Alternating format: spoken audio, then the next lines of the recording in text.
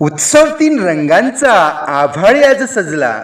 उत्सव तीन रंगांचा आभाळी आज सजला. नतमस्तक मी त्या सर्वांचा, ज्यांनी भारत देश घडवला, ज्यांनी भारत देश घडवला.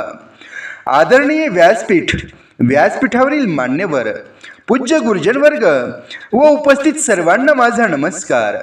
आज 26 जानेवारी आपल्या भारताचा प्रजासत्ताक दिन.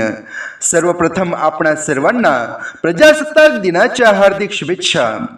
मित्रांनो, आपण आज येथे सर्वजण प्रसन्न मनाने हसत मुखाने बसलेले आहोत. आजचा हा सुवर्णमय दिन पाहण्याचे भाग्य आपणास लाभत आहे. मित्रांनो, केवळ सोशल मीडियावर, व्हॉट्सॲपवर प्रजासत्ताक दिनाच्या शुभेच्छा देणे म्हणजे देशप्रेम नव्हे.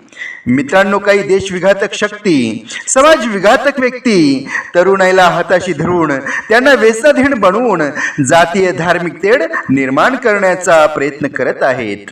अशा समाज विघातक, देशविघातक शक्तींवर वेळीच आळा घालणे, त्यांचा बंदोबस्त करणे गरजेचे आहे. त्यासाठी तरुणांनी वेळीच जागृत होणे राष्ट्राच्या दृष्टीने गरजेचे आहे.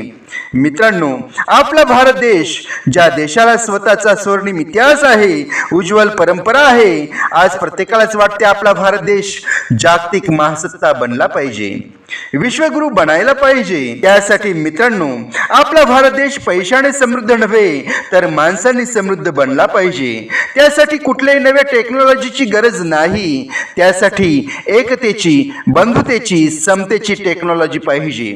त्यासाठी कुठल्याही मंत्रतंत्राची गरज नाही तर माणुसकीच्या मंत्राची गरज आहे. मित्रांनो, आपला भारत देश अब्जावधी मनुष्यबळ असलेला देश आहे. प्रत्येक भारतीयाने ठरवले तर, देशाविषयीची कर्तव्य भावना ओळखली तर आपला भारत देश नक्कीच विकसित होऊन जागतिक महासत्ता बनून जगाचे नेतृत्व करू शकतो. शेवटी मी एवढेच म्हणेन की तिरंगा आमचा मान आहे, पराक्रमाचे गाण आहे. तिरंगा आमचा मान आहे, पराक्रमाचे गाण आहे. भारत देशाची शान आहे. तिरंगा आमचा प्राण आहे. तिरंगा आमचा प्राण आहे.